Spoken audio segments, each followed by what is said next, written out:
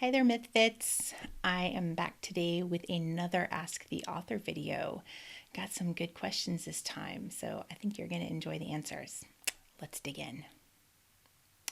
My first question today comes from GoodReads, where the reader asked me, what is my favorite part about writing and what is my favorite paranormal romance?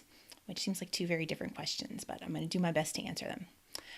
My favorite part of the writing process is definitely the brainstorming phase.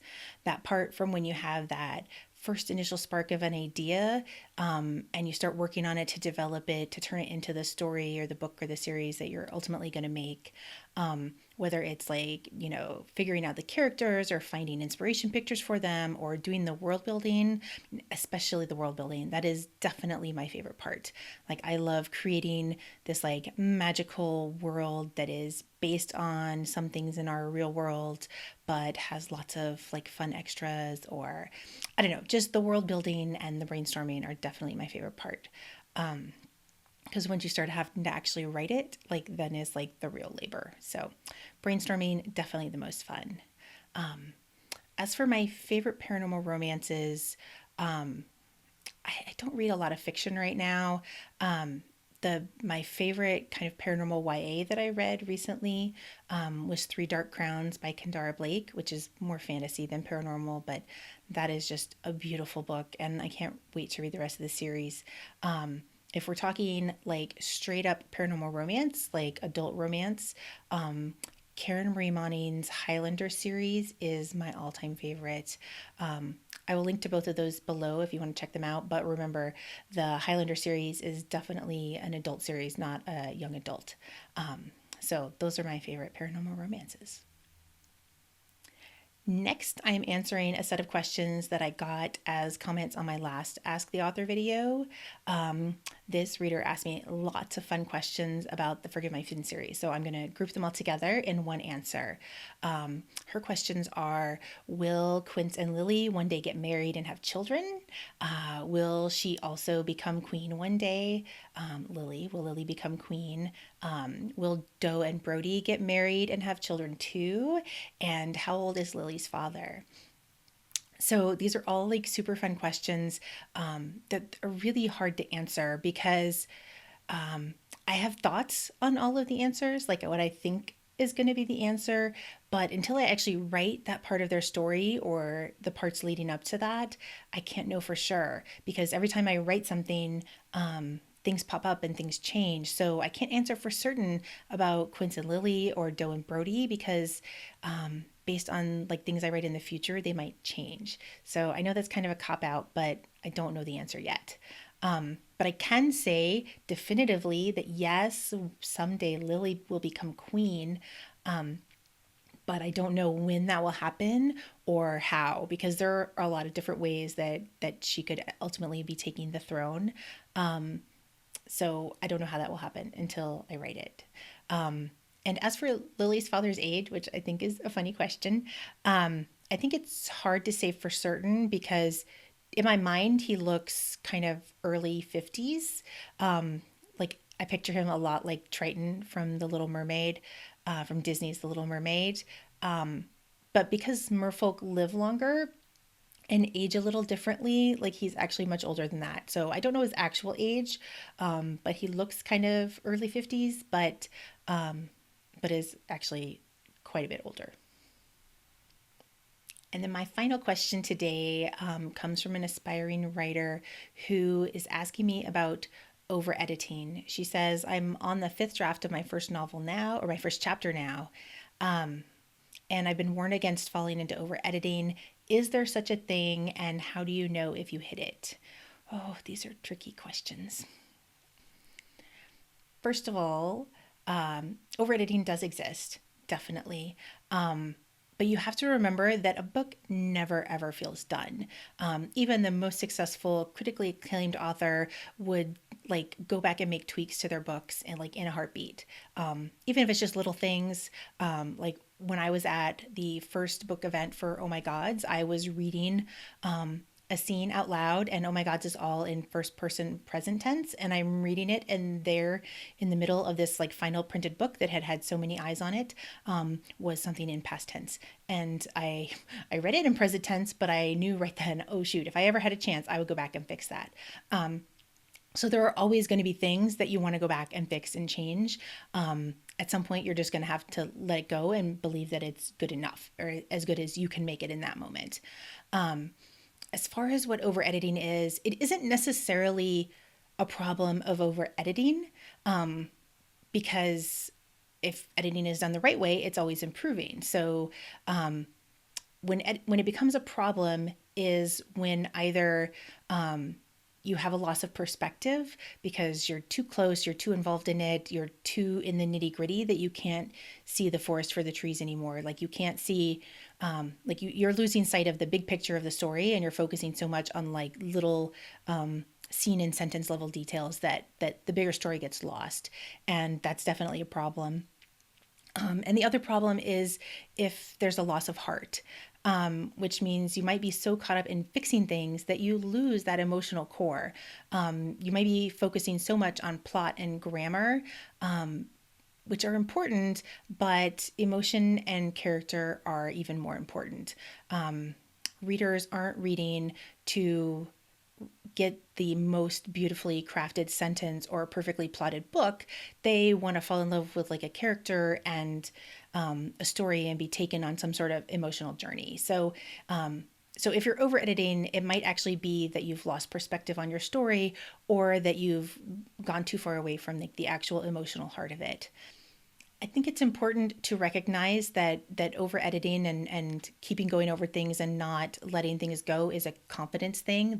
That confidence is really at the root of the problem, especially when you're unpublished and you haven't yet had that like external validation from someone in the industry. You might always be trying to you think you always need to be making it better, better, better, and even multi-published authors who have tons of books behind them have this problem. You might get into a place where you're just trying to fix everything that someone points out, whether it's an agent or an editor or a critique partner. And often when you're trying to make all those fixes, you're going to end up getting, again, further away from that emotional heart of the story. So often, like this lack of confidence where you're relying on someone else's suggestion is where you're going to get into this problem. So, as for how you know if you're over editing, that is really hard to answer. I mean, if you're asking it, then maybe you're doing it. But the only real way to know for sure is to take time away from it and come back. And you'll see it from a different perspective, like outside of the lens of creating the work. You'll be able to view it a little bit more objectively.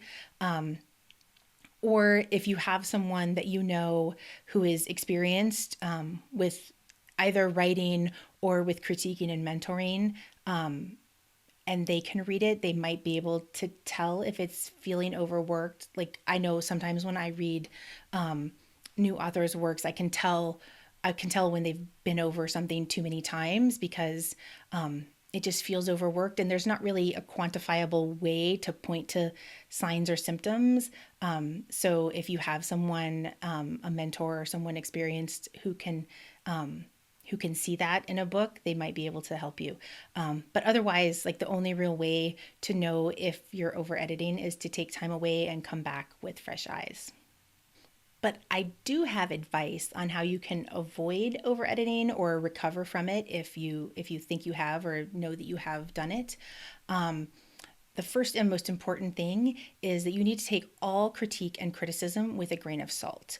You have to consider the source and what their motivations are, what their experiences are, and you have to listen to what your gut says.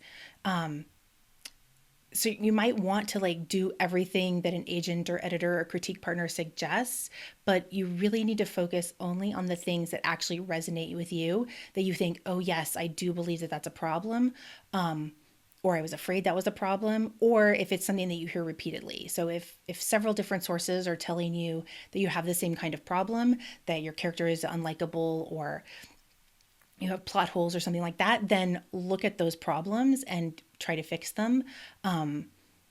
But only if it's something that resonates with you and you believe actually needs to be fixed. And the other thing is, you don't have to fix them the way that that person suggests. Like, I've seen so many authors who try and do exactly what their agent or editor suggests, and it just makes the story a muddle, because agents and editors are agents and editors, not writers. So they don't necessarily know how to fix the problem.